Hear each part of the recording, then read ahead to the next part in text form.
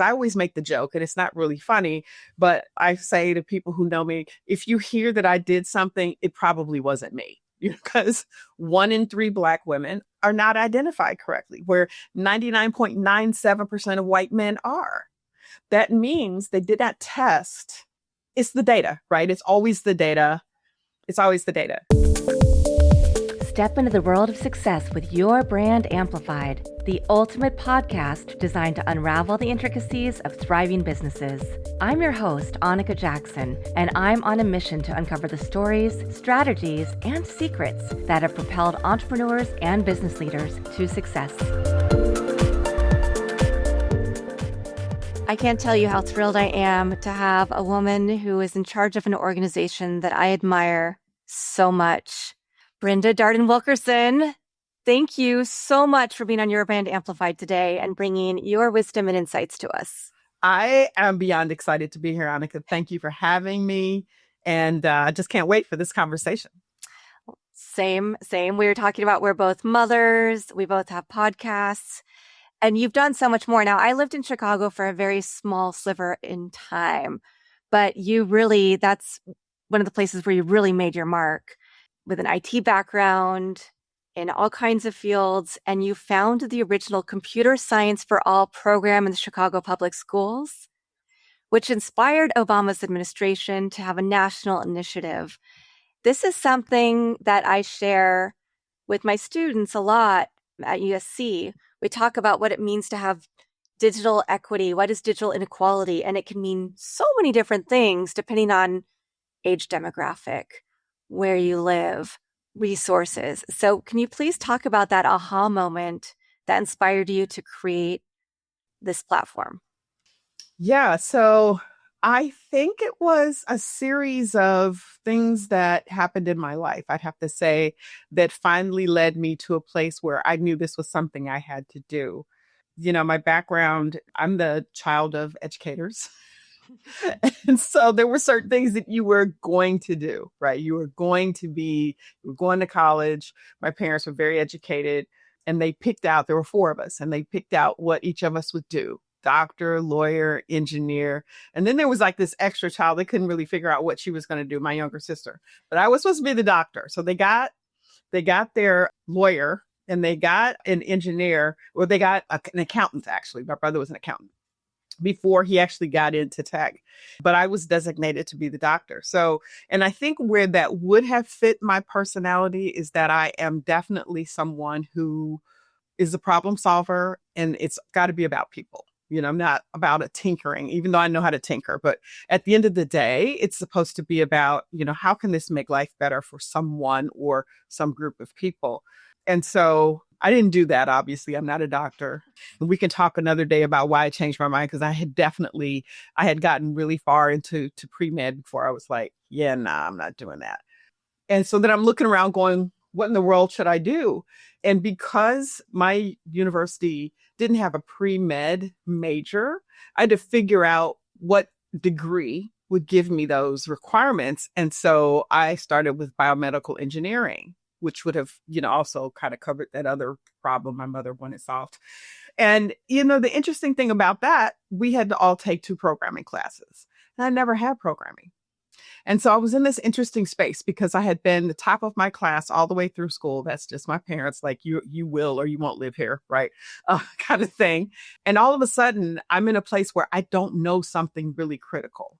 And everybody else did. And for the most part, they were all boys, right? And, the teachers were male. It was just male, male, male. And the interesting thing about that dynamic is who gets the concern and care when you don't understand? Who gets the, oh, it's okay, we'll bring you along? And it normally isn't the one that's left out, right? And so I was all of a sudden in this place where I just didn't know anything. But obviously I learned it. And when I decided I didn't want to be a doctor anymore, I was like, what could I do? I mean, I wasted so much money. I was a math major. Oh, no. Chemistry. I did all these different things. And finally I said, I was kind of good at that computer science stuff. And that's how I ended up there. So after going through, a career of the same sort of like because I was like, I knew who I wanted to be and I knew what I wanted to do. And there were all these twists and turns.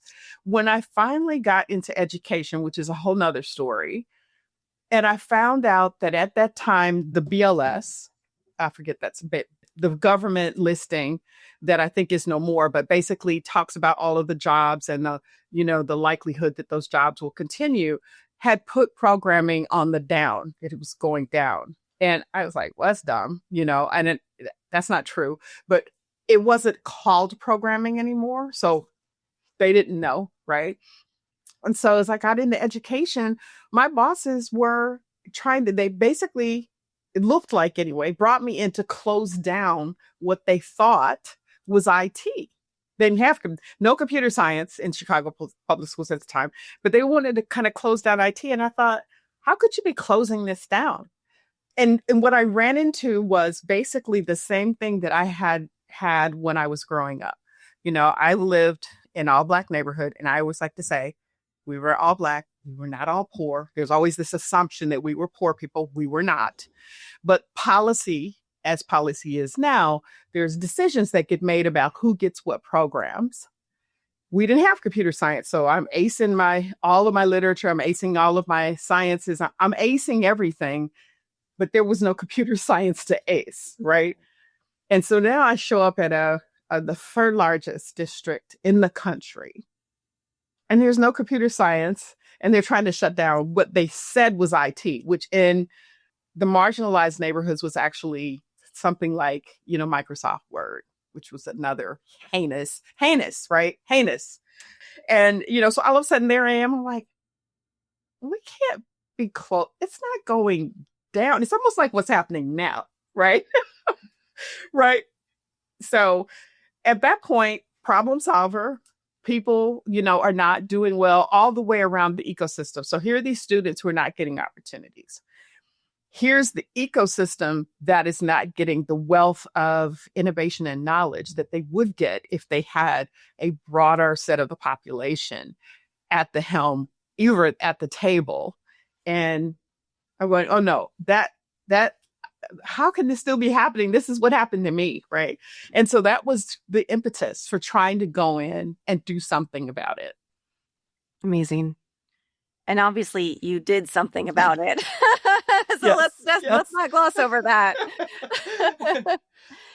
What was it like convincing people that this is something that was so important and vital, and that it wasn't just one program, right? It wasn't just Microsoft Word, that it wasn't just IT, that it was a whole other area that would actually bring new horizons to the student population? Yeah, it was hard. in a word, because all of the biases that still surround a lot of tech came into play. They looked at me like, well, what do you know about that? I'm like, I'm a computer scientist. You are a computer scientist? All of that, right? And then externally and internally, there was this issue with when you have a large urban district, people start to make assumptions about what the kids are like and what the kids can't do. And I always have to share with people, it was not the kids. It was the grown-ups. It was the grown-ups who were like, they can't do that. And really what they were saying is, we can't do that. Right. And so there were all these barriers that they would put up. But, all you need is a couple of pilgrims who are willing to try. And then you just roll. Amazing. And well, obviously we'll talk about your podcast too, but it reminds me of Nicole Hill. I don't know if you've heard her podcast, Our Ancestors Were Messy. And so so she goes back and she's like, people think that, yes, there were really obviously big, bad social issues, but within community, there was community, and there were gossip columns. There was this, and there was that. And so many times people just group a population together and say you're monolithic. Right. Which is the most outrageous thing. And past what it robs of that group of people, it robs the rest of society in general, in totality, of what those people could bring forth, right? I believe that one of the purposes of society is to build the citizenry that will help that society continue. And a lot of that should happen. It happens at home, it happens in our places of worship. It also should happen in education. And so when you immediately put a label on someone that says what they can't do, whether it's racial, ethnic, gender, physical ability, background, geography. I mean, there's so much, right? And, I was just talking to one of my daughters and I said, I just would be amazed. I'd like to see a world where we just dialed toward true equity, even of thought, even 10 degrees. Can you imagine? It was, I'm going to give a really silly example. One of my favorite old movies is Back to the Future. And I don't know if you remember, if you saw that movie, but when Marty was in the past, he made something different. Yep. And it totally changed, right? Yes. My daughter and I just rewatched all of those movies. Love it. I love it. I mean, because I love Doc. I mean, I kind of feel like he'd be my uncle or something.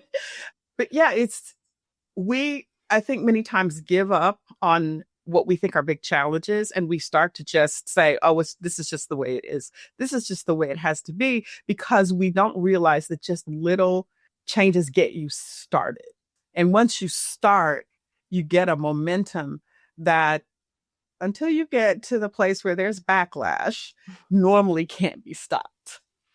I'm drawing so many parallels between my students at USC right now, many of them, because I teach grad school, and I was really surprised because, I mean, I didn't grow up in Los Angeles, but being here long enough to know that, and I'm sure a lot of other people, University of Spoiled Children, right? And it was completely different experience. Most of my students, it's majority women, mostly minority students. Many times this was the school they never thought they could get into.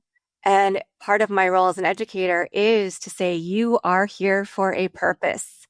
And guess what? We're going to get into the deep issues on digital injustices, equity, algorithmic bias, all these things, because part of our job, and meaning me and the students, is we have to be the change. We have to be the ones asking the hard questions and making sure our data is good, making sure that systems are being built with us at the beginning of the process, not as the token person coming at the end and rubber stamping something. And that takes me, I think, really well into asking you about your work at Anita B, because that is a huge part of what you're doing, from the school systems into leading an organization of over 400,000. Yes, yes. We should always be. One of the things that my parents raised me to believe and to be was someone who always left a situation that I was brought into better if I could. And so that's what we're trying to do. That's what Anita meant to do. I wish I had known her. When I get to watch the few videos of her, see her fire. I think we had the same fire. And it's about what's right. This is just right. It's just right to have something that impacts everyone's life in just about every way possible, to have someone representative of each of us at the table to consider how the tech that impacts every part of their life might impact them. You and I know you're brilliant. I think I know a thing or two. I don't know everything. I can't be the one sitting at the table making the decisions about how something that even I dream up would impact someone else. And that was one of the things that we did in my computer science journey. It's something that I've always done. It's something we do at Anita B, is we're a Silicon Valley based, or we started out being an organization. I'm from the Midwest and I had to learn that whole ethos. But what I didn't want to do was to just export that everywhere. I didn't want to assume that that group think that was there fit in New York or fit in Texas or fit in Maine, or places that at the time when I first started, people were not thinking, oh, that's not really where tech is done. Well, tech is done everywhere. Tech is everywhere. And we're international too. So when we have an organization in India, but we have communities around the world, 50 different communities. And so when I go there, I'm like an anthropologist. It's like, okay, what's going on hear what is it that you need? What are you thinking about? It's like you want to ask questions. It's a curiosity that I believe that many times we miss in tech because we've been told that we're the titans, we know everything, right? And that has gone to our heads, and we don't take the time to understand every single day that tech is the most important purpose of tech is in service of people, period. If it's not serving people, it's bad tech. It just is. And so we try to do that. We try to, and it's harder, right? Because companies try to scale, right? They like find a model and they just kind of want to scale. That means you got one idea and you want it to work for everybody. And it just doesn't, right? So you mentioned earlier, your place, the experience that you have, even in life, anywhere, is different based on your age,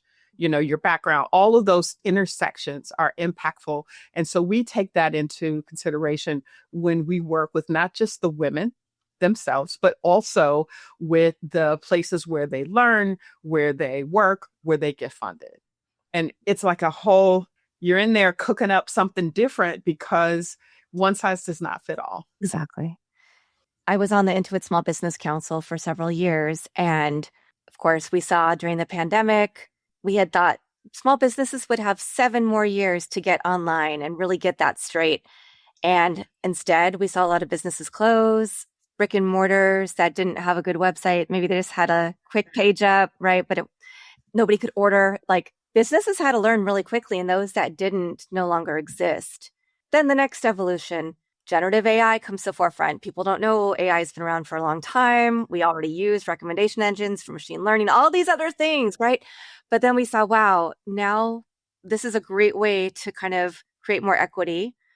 But small businesses have to be trained on how to use these tools to streamline processes so that they have more profitability, so that they can hire more people, so they can stay in business, so that they aren't one of those, the majority of small businesses that fail in the first few years.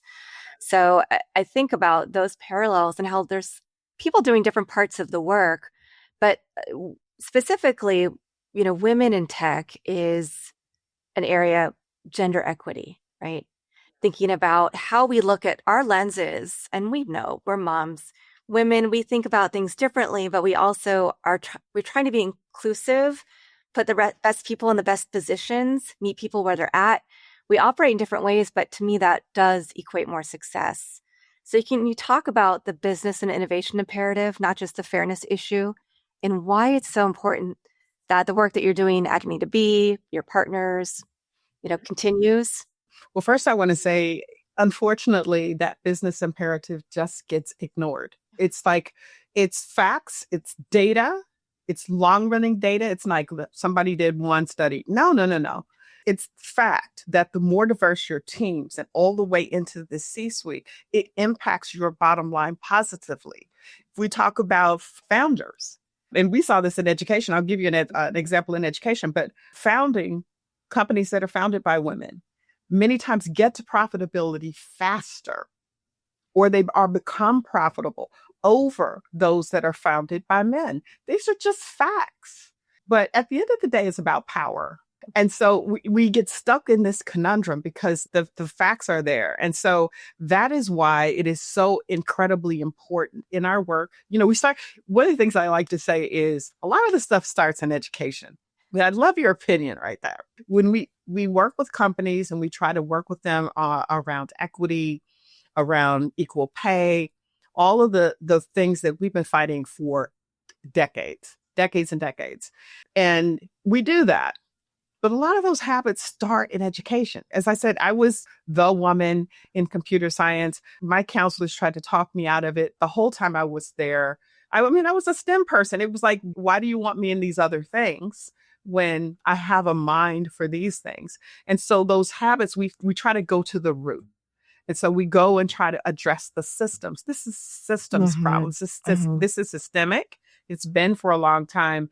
And until we make a decision that we care enough and it doesn't totally impact our profitability, we don't have enough reason right now, it seems, to change.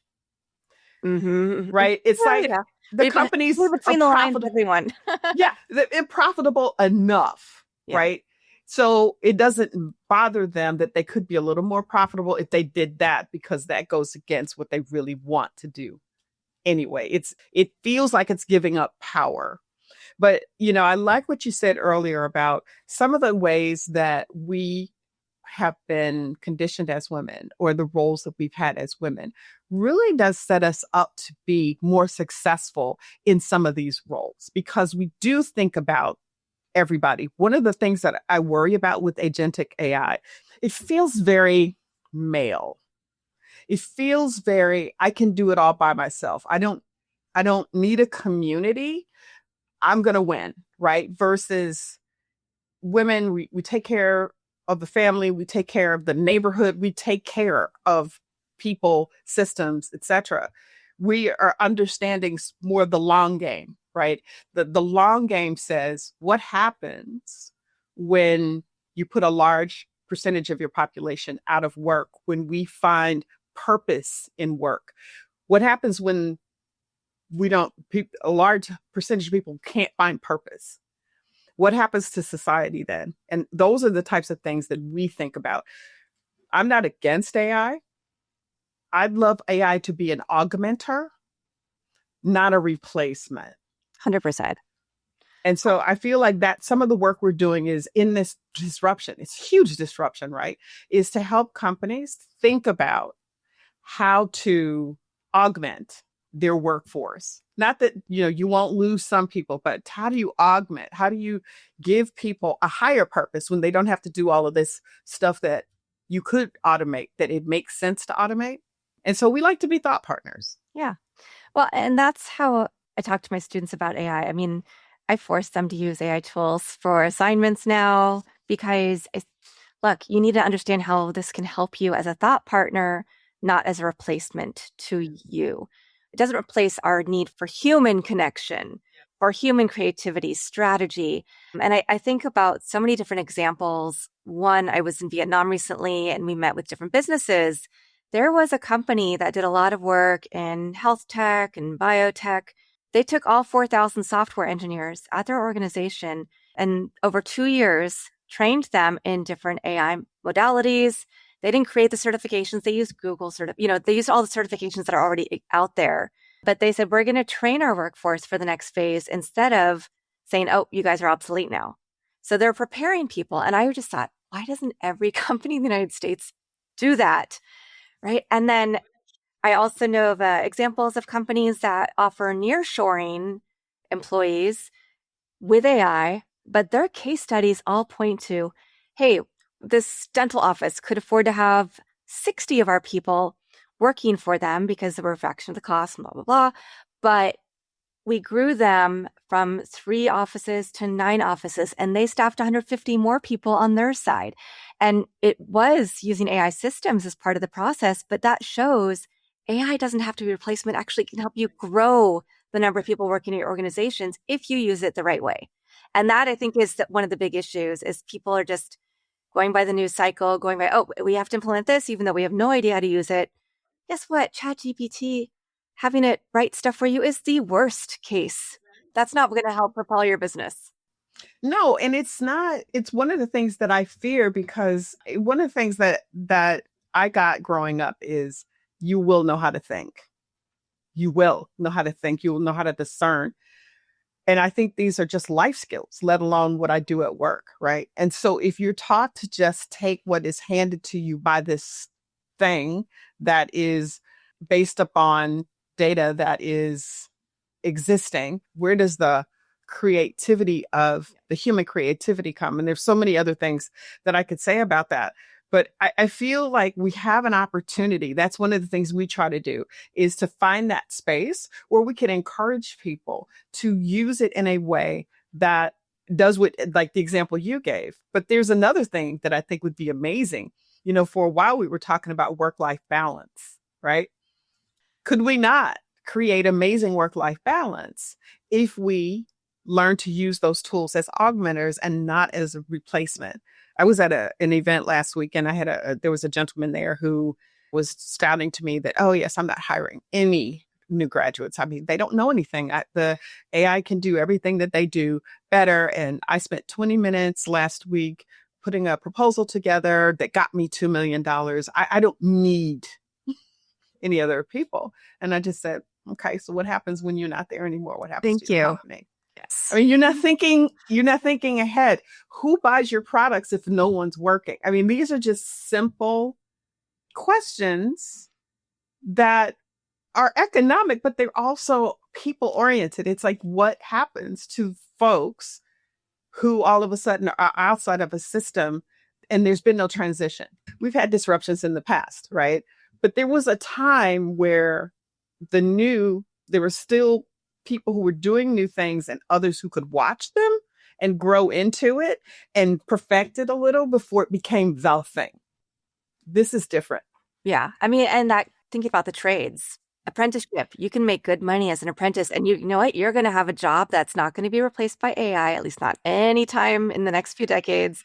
And you're going to make six figures immediately. And we need to be training our workforce the same way from the beginning, from not even grad school, but from those really early days. Exactly. Where we learn, because I was taught, keep your eyes on your own paper, that mentality. And then you go to work and it's all about collaboration, right? And so there's work to be done if we thought that was good work. I think there's a lot of times it's like, especially now, there's like this sort of like pressure on education to not be as important as it is, when we could be really putting time and effort into taking it to the next level. I'm glad to hear that you are having your students do that work while you can help them think about how to use those tools. And I can see the aha moment and I can see the shift and I can see the growth that they are now confident, where they might have walked into my first class being scared, not wanting to use AI, or they were told in undergrad they couldn't use it, to now going, I know how to speak about this technology. I know about where data is labeled and how that's not equitable to people, the harm it can cause people. And that I know about, that there are over 100 kinds of cognitive biases and that those all feed into the algorithms. I know how to make systems change. And I also know how to use these tools and talk about them confidently when I walk into a job interview or when I decide to start my company. This is my high horse. Like, I could talk about this. No, I love it. I But love it. It's what education is supposed to do for people. Yes, that critical thinking component. But I do want to talk about some of the work. You're on the board of the Algorithmic Justice League. Amazing. I love that name. And you also had an inaugural Responsible AI Forum. You're working on how to advocate for legislation and how to help your members think about that. Yeah. So I'd love for you to talk about this work, because it's so critical. We see different, of course, we're in the United States. So while EU might have a really great AI policy, other countries are forming them. Here, some states have them, some states don't. Depending on who's in office, we get mixed messages about what's going to happen at the federal level, which can all cause more harm. So we need to be the advocates that we seek. So can you talk about some of the work you've done there? Yeah. Joy Bolamwini, the powerhouse that she is the president, founder, CEO of the Algorithmic Justice League. If you don't know her, you should know her. I'm saying that to all your listeners. She is an amazing advocate, and her life is such an amazing picture of what equity should look like. So her dad is a scientist and her mother is an artist.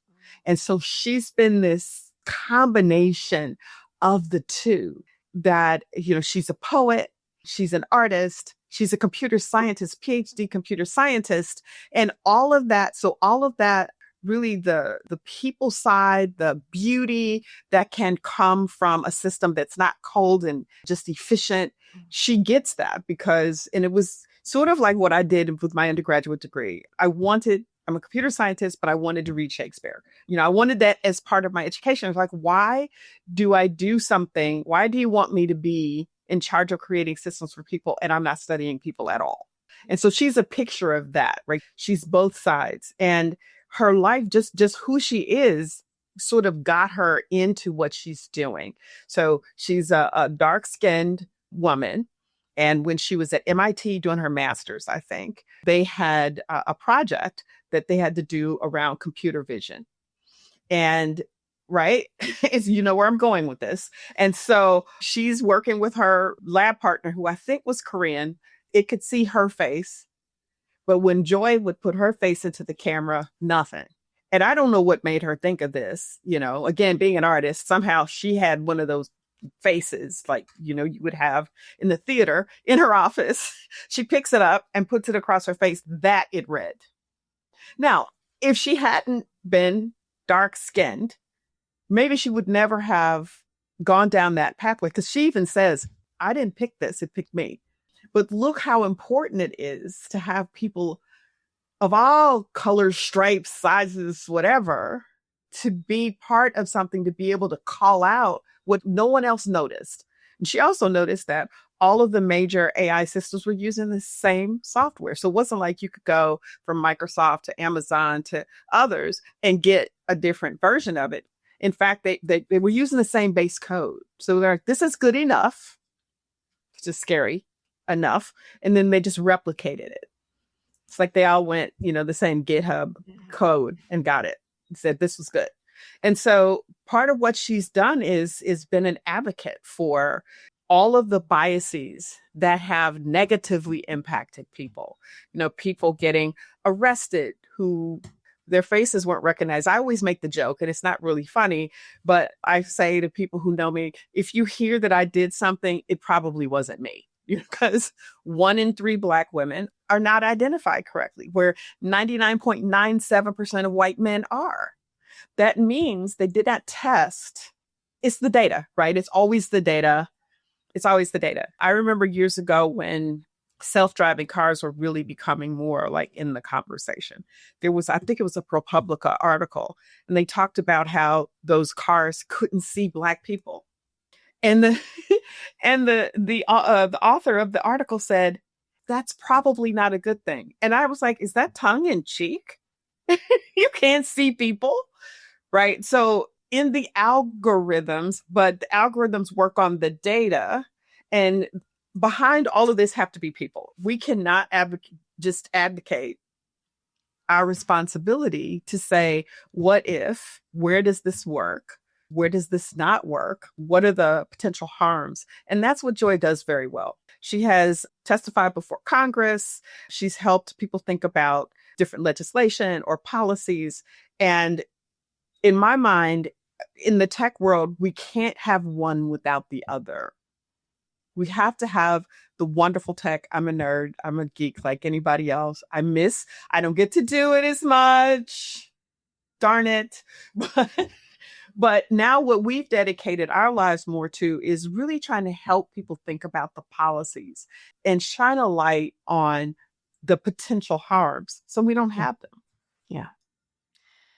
It's just incredible. I mean, the example you gave is so huge. I think about other examples, like even running your hand under the water faucet, right? I mean, I'm fairly light-skinned Asian, but I even have issues with that sometimes, right? I think about like backdrops for photos. There's so many examples.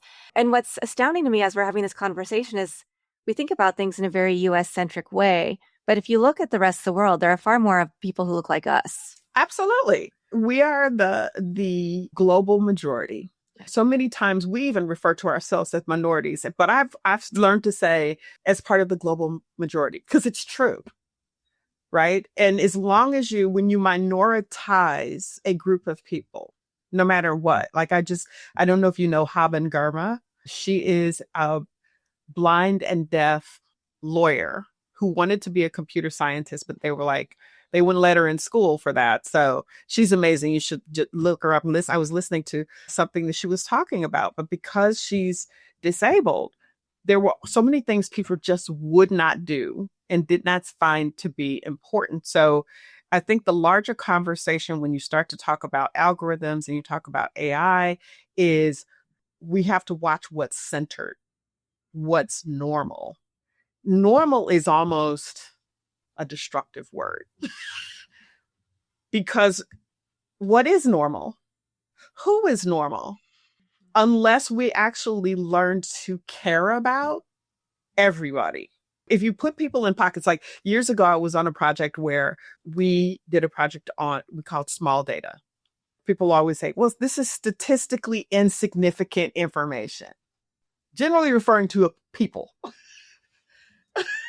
Are you Right. looking at an overall cluster? Are you looking at, yeah, we can get really, we can go deep into this. Like, are you looking at the data? Yeah, you're Yeah. looking at, in one instance, one example was on a particular campus, smoking. Normally, smoking is not allowed. This is like, don't smoke.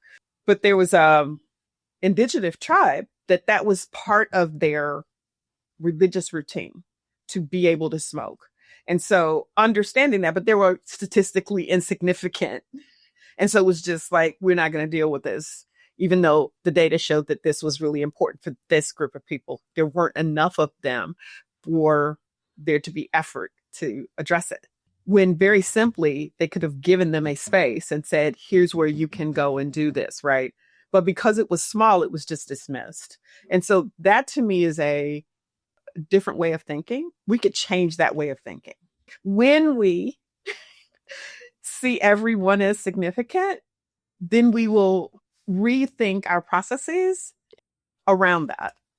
But, that's the bigger issue. I think sometimes we try to have a math problem solve what really is a moral problem, which is I don't see certain people, or if that's the thing, or I don't see those issues as important. If we could dial that up a bit, the technology, the innovation on top of that would just explode. And we would see problems that we're still grappling with, I believe, solved in our lifetime. Wow. You have some big goals, big charges. I mean, I'm on the same page as you. I thought So so. we collectively, right? You sit on multiple boards, which is fantastic and helps you learn other people's perspectives, share your perspective, and advocate in different ways. Anita B reaches over 400,000 people. So, and you also, of course, have a podcast, Be the Way Forward, where you explore a lot of the issues we're tackling right now. So I'd love to hear a little bit about a conversation you've had on Be the Way Forward that you think really changed how you think about technology justice, or how you helped change minds of others through that conversation. And also, second, separate, I stack questions. I'm sorry.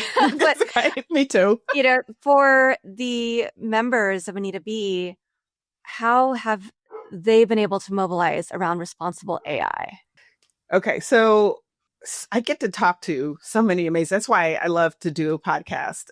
And one woman who just always stands out in my mind is Dr. Brittany Barreto. And she is a geneticist by training. And she actually created an app that dealt with genetics in terms of relationships, and that she stopped doing that.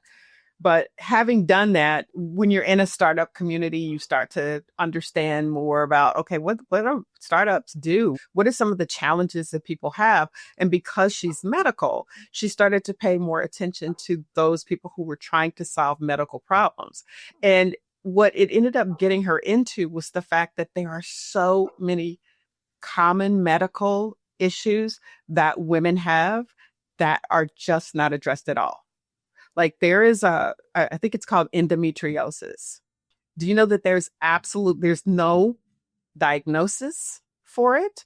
There's no treatment for it. So people will suffer 10, 15 years before someone finally says, I think that's endometriosis. And she helped me understand how the government did. I don't know if you knew this. The government gets involved in diagnoses. Like if you come up with a diagnosis, you have to go to Congress to get them to actually do something around actually making that thing something that's named so that it can go into the medical canon. So ultimately it's money. It's about money. The insurance agency can get reimbursed for it. Well, no one bothered to do that with endometriosis. And so now what she does is she helps women who are trying to solve women medical issues get funded. And just amazing. Did you knows that I didn't know that. Oh my God. Yeah, no, I didn't know that. And I mean, that brings up so many other issues about breast cancer research. Yes, And yes, yes. there's a vaccination for certain types of breast cancer, but again, it doesn't make money for the pharma, for the big pharma. So it doesn't get, and the biases. We think about like the healthcare system was built on certain segments of the population. Yes. Yeah, And those things are still, we could go off on it's a whole still other there. We could go the whole other thing. The one other thing I want to share that I thought it just blew my mind. So I don't know if people knew this, but the health drug Viagra was actually being tested as a heart drug. Oh. So they were going through all these tests around, how does it work for heart? And the other thing people may not be aware is most drugs are not tested on women. They're only tested on a very narrow segment of the male population. But there was this other thing that happened when these men were taking this drug, and all of a sudden they like scrapped the whole heart medicine thing and it became Viagra. The interesting thing was there were a few women somehow that snuck into the study. And what they found is when they took this drug, they had absolutely no cramps whatsoever. Shut them down cold. Oh, Cold. no. I'm like, I need that. Cold. But here's the interesting thing. They've tried 12 times to get the money to have it studied for that purpose.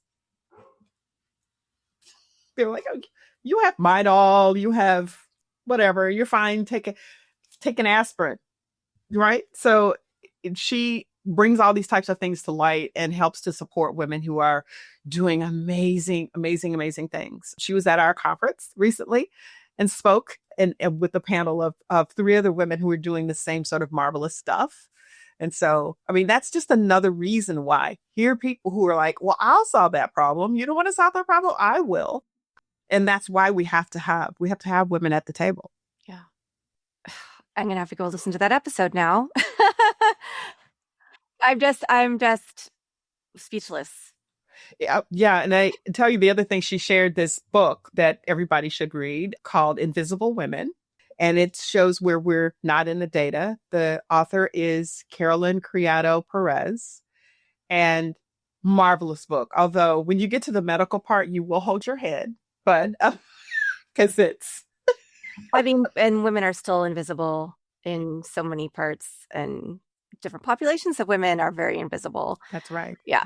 Again, this is a whole other conversation. So Yeah. we can go out. I think we have about 10 podcasts in this one episode. Well, we'll just have to come back and forth between each other's podcasts. Yes, please. So I do want to ask about, for Anita B, who is an ideal member? How can people support if they are not women in tech? And what are some of the biggest things that you see the members doing right now to advocate for change and to help be part of the change? That's an interesting question, because when I first started, and I've been around for about 8.5 years now, there was always this question of who is a tech woman, right? Who really is a tech woman? I think AI is starting to introduce more of the population. And if AI is the thing that we're going to use and we're ultimately going to be mostly users, then that really blows it up a bunch. But the ideal person is someone who is either in tech or wants to get into tech. Oh, well, Brenda, that's a big population. It is. It was one of my goals to broaden the tent to people who would seek to come in. I've even shared with companies that shopping around in their own population of other folks who are not technical to find technical people. They've been with your company. They're loyal. They know your business. They can learn the tech. There was this time when I could say in my day, when computer science was really on the upswing, a lot of people didn't have the degrees, and the men could learn it. They thought, you have the bent for it. You can learn it, right? All of a sudden, when other populations started to enter, then it was more like, well, you got to have all this. And I'm totally for education. I'm not, but can you learn? And you have to, because it's changing all the time, right? So our population are people who, they might be people who are self-taught all the way up to PhDs, and multiple PhDs.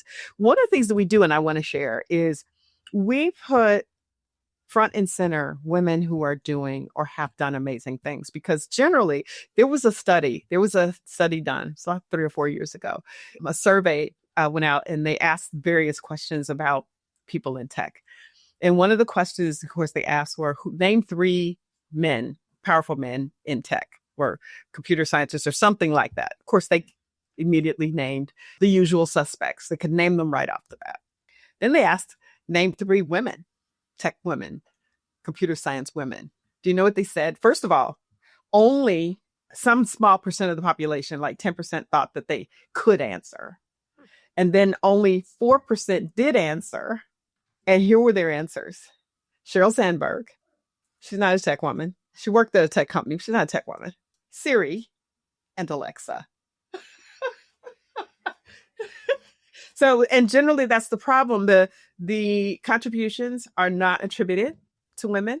Haley Lamar, we can give her the fact that we have Bluetooth, right? And I could go on and on and on. So one of the things is we put on our stage women who have done amazing things. And that's not just so that they can get the accolades, which they do.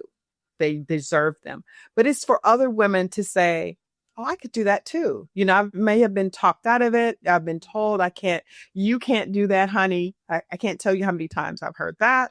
But when you see, and that's part of what we do at the Grace Hopper Celebration and in our membership, is we bring women together to have conversations around the contributions that we are making that many times are not considered to be contributions, or like, for instance, many times we are not given the same titles or promotions as others. And so we think that our work is insignificant and we don't realize just how integral the work is that we're doing.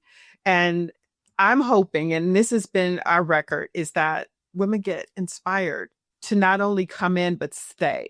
There's a stat that's a really sad stat that's longstanding. Most women in the US leave tech at around 35. And so they get just that's 15 years.